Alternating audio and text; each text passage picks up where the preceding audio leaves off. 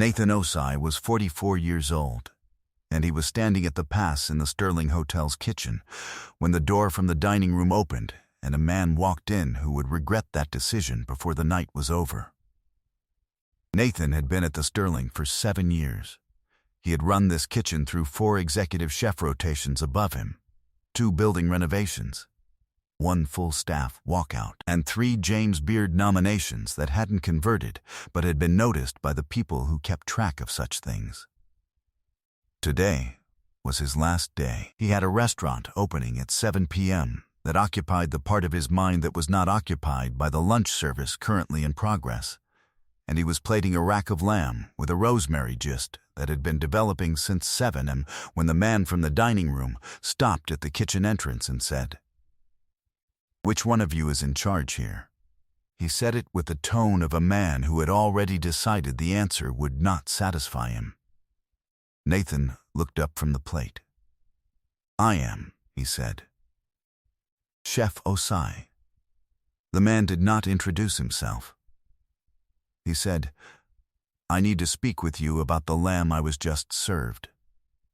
He had no idea who he was looking at. By the time he found out, 5 hours later, he would be sitting at a table in a dining room that had already been called one of the most anticipated openings of the year, eating food made by the same hands he had just finished dismissing.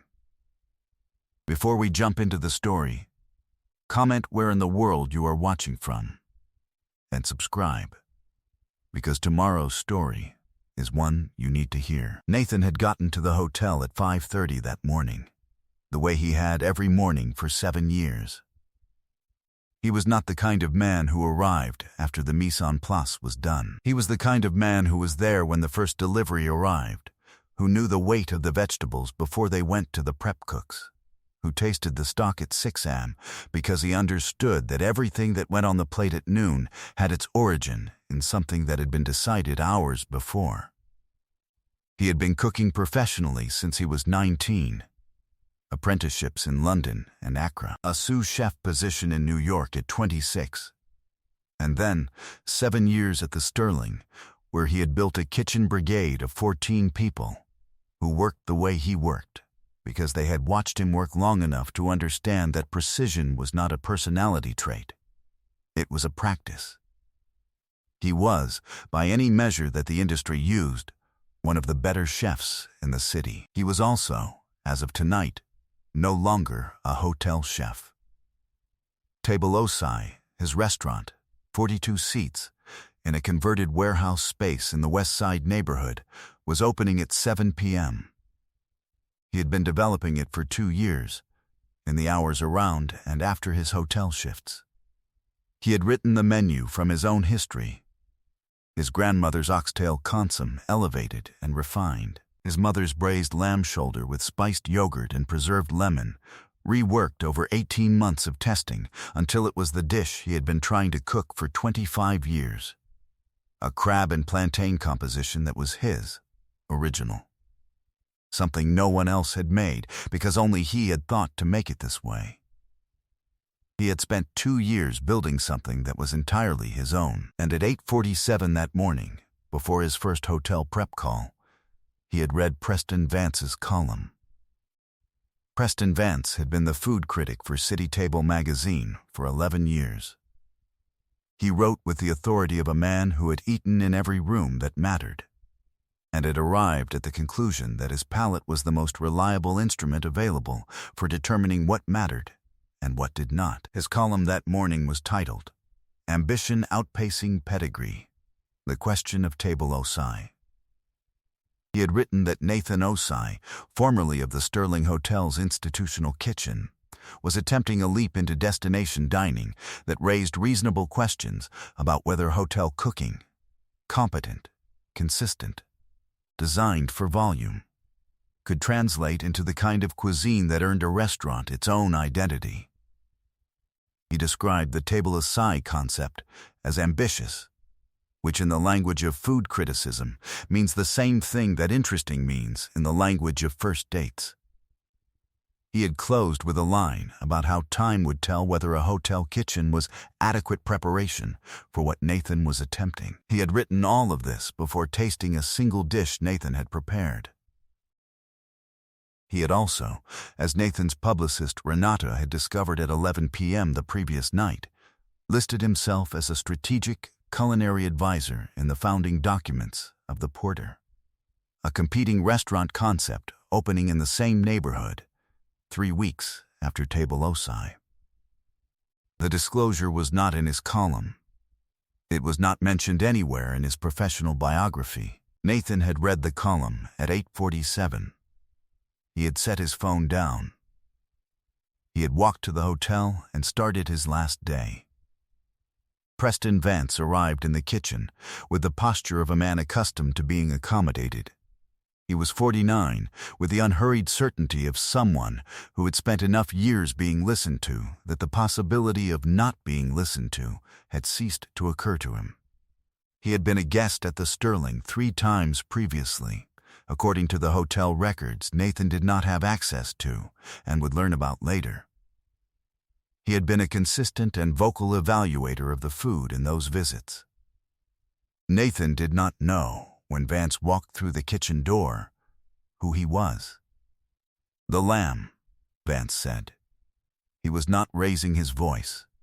The particular volume he had chosen, loud enough for the kitchen to hear but calibrated to sound like private conversation, was its own technique. It was under-seasoned. The juice was thin. "What you sent to my table was the kind of thing you'd expect from a catering operation, not from a hotel that charges what this hotel charges." He looked around the kitchen. 8 people at their stations, Nathan's entire brigade.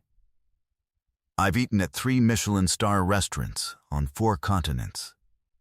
What you put on that plate today was embarrassing. You should be ashamed to call yourself a chef." The kitchen went the specific quiet of people who have heard something and are waiting to see what happens next.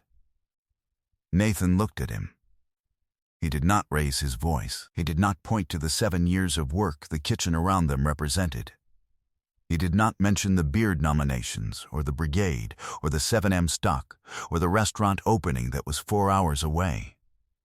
He said, "I understand you were disappointed. I'll have another preparation sent to your table.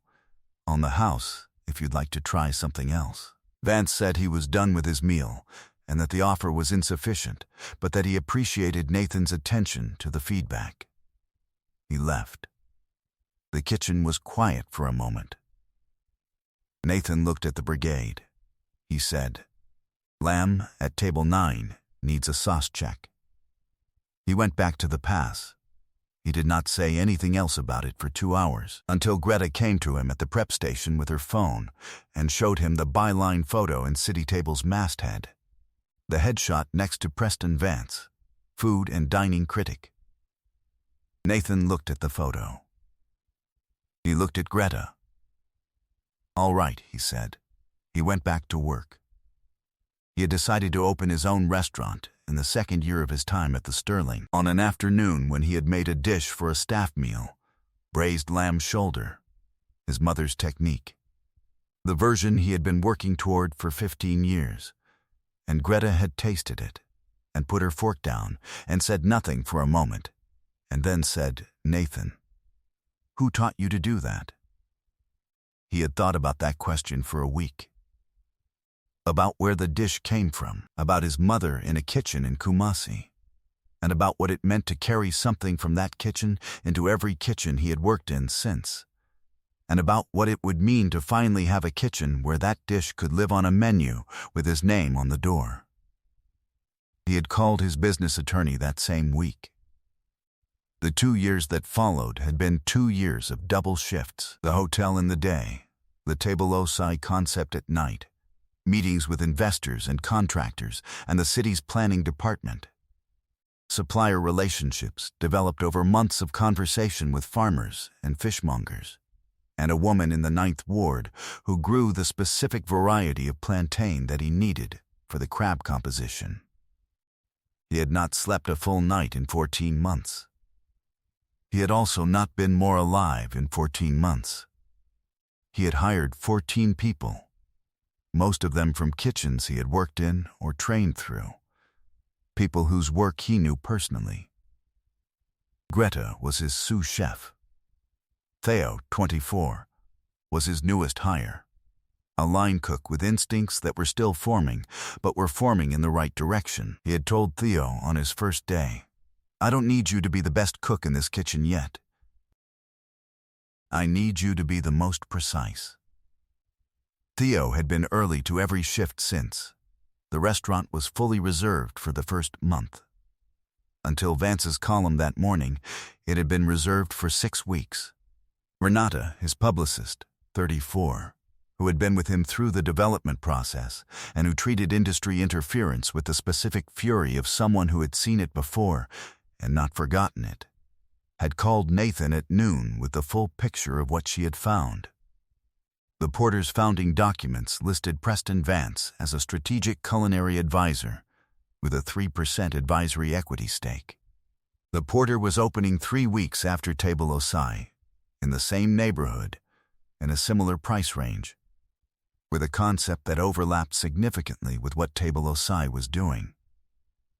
Vance's column, which had published at 8 a.m., 6 hours before the Porter's PR team announced their opening date in a coordinated press release, had the specific timing and language of a piece written to do a job, not to report an observation.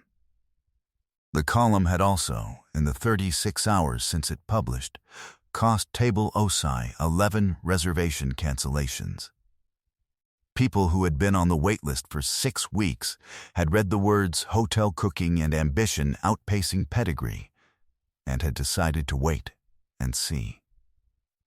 11 tables, 11 people who had not yet tasted anything Nathan had made and had allowed someone else's interest to make their decision. "He used his platform to sink you before you opened," Renata said, "while holding a stake in your competition." "Does the magazine know?" Nathan said. "They will," Renata said. "I'm sending the documents to the editor-in-chief at 4 p.m., after the column is already out and can't be pulled. I want them to have to respond to it, not be given a chance to quietly fix it." Nathan was quiet for a moment. He thought about the kitchen that morning, about 8 people watching, about the phrase, "You should be ashamed to call yourself a chef." He thought about his mother in a kitchen in Kumasi, and about the dish he had made from what she taught him, and about what it cost to build something from that foundation into the restaurant that was opening in 4 hours. "Send the documents," he said. "And Renata, don't cancel his reservation." She was quiet for a moment. "He made a reservation?" she said. "For tonight," Nathan said. "Table 7. He's one of the people we invited from the industry list." He paused. Let it stand. He finished his last hotel service at 3:45 p.m. He thanked his brigade. He thanked the hotel management. He did not make a speech. He returned his chef's whites to the locker room, changed into the clothes he had brought for the opening, and walked out of the Sterling Hotel for the last time as its employee. He arrived at Table Osai at 4:15. His team was already there. The dining room, 42 seats, warm lighting, the specific atmosphere of a room that has been built by someone who understood what they wanted it to feel like, was being laid for service. Greta was in the kitchen running the final prep. Theo was at his station, early as always, breaking down his mise en place with the concentration of someone who understands that what happens at 7 p.m. depends on what you do at 4. Nathan walked through the dining room once. He stood at the pass and looked at the space he had spent 2 years building, the tables, the light. The kitchen visible through the service window, the dining room he had imagined in the hours between hotel shifts for 24 months. He looked at all of it together, the column, the hotel kitchen that morning, Renata's phone call, The conflict of interest documents on their way to an editor. The reservation at table 7. He looked at the shape of the whole thing. He had not moved fast on any of it. He had let the pieces arrive in the order they arrived, and had done what each moment required. Now the moment required cooking. He walked into his kitchen. He said, "Let's go." The service began at 7 p.m. The dining room filled in the way a room fills when people have been anticipating it, with the particular energy of an opening night. Guests arriving already attentive, already leaning toward the evening rather than away from it. Nathan could feel it from the pass. He had worked in enough dining rooms to know when a room was present versus when it was simply occupied. Table 7 was seated at 7:22. Nathan saw Vance come in, suited, confident, with a colleague from the food media world that Nathan recognized, and watched the host guide them to their seats. He watched Vance look at the dining room with the expression of a professional evaluator cataloging a new space. The lighting, the service setup, the other guests, the general atmosphere. He did not see Nathan behind the pass. Not yet. Nathan began cooking. He cooked the amuse-bouche himself, the oxtail consomme, clear as good judgment, with a single crispy shallot floating in it. He watched it leave the kitchen. He watched it arrive at table 7. He watched Vance lift the cup. He watched Vance pause. He cooked the crab and plantain. He built it the way his team had practiced it 40 times in the months before tonight, the plantain component fried to a specific temperature and texture, the crab barely handled. The composition designed to be surprising in the way that only food that comes from actual knowledge can be surprising. He plated it himself. He cooked every course for table 7. By the third course, Vance had turned in his seat twice to look toward the kitchen. The second time, he saw Nathan at the pass. Nathan looked back at him. He went back to plating. The lamb arrived at table 7 as the fourth course, his mother's preparation, the version he had spent 15 years building toward, bone and shoulder braised for 36 hours with spiced yogurt and preserved lemon, and a palm fruit reduction that took 4 days to make correctly. This was not the preparation Vance had received at the hotel that afternoon. This was the preparation Nathan had developed for this room, for this menu, for the person he had become in the kitchen over 25 years of working to get here. Greta plated it. Nathan checked every element before it left the pass. He watched it arrive at table 7. He watched Preston Vance eat it. He watched Vance set down his fork and look at the plate and look at the kitchen and say something to his colleague that Nathan was too far away to hear. He did not need to hear it. He knew what the dish tasted like. He had made it. He knew exactly what it was. At 9:54 p.m., as the dining room was finishing its last courses, Nathan left the pass and walked to table 7. Vance looked up when he approached. He had the expression of a man who has spent 90 minutes reorganizing something in his mind and has not quite finished the task. Nathan stood at the table. He did not sit. He spoke quietly, for the table, not for the room. "I hope the meal met your expectations, Mr. Vance," he said. Vance looked at him. "It exceeded them," he said. "It significantly exceeded them." Nathan nodded. "You told me this afternoon that I should be ashamed to call myself a chef," he said. He said it without anger, without performance. He said it the way a person states a fact that is going on the record. "I wanted you to know that every course you ate tonight came from the same hands. I also want you to know that Renata Osei sent documentation to your editor this afternoon about the Porter advisory relationship. That conversation is happening whether or not you had a good meal." He looked at Vance directly. "I'm glad the meal was good." He stepped back. He nodded to the server to bring the check. He walked back to the kitchen. The morning after the opening, City Table's editor-in-chief issued a statement, noting that the magazine was aware of potential conflicts of interest in a published piece and was conducting an internal review. The statement was published at 7 a.m. Preston Vance's column about Table Osai was removed from the website at 8:30 a.m. with a note citing editorial review. The column he filed for the following issue, the one that had been scheduled before his experience at the opening, was not published in the form he submitted it. He and the magazine issued a joint statement about the advisory relationship that used the word oversight twice. The Porter opened 3 weeks later. It opened to moderate reviews. Vance's name did not appear in any of its promotional materials. Table Osai was fully reserved for the first 3 months after the opening dinner.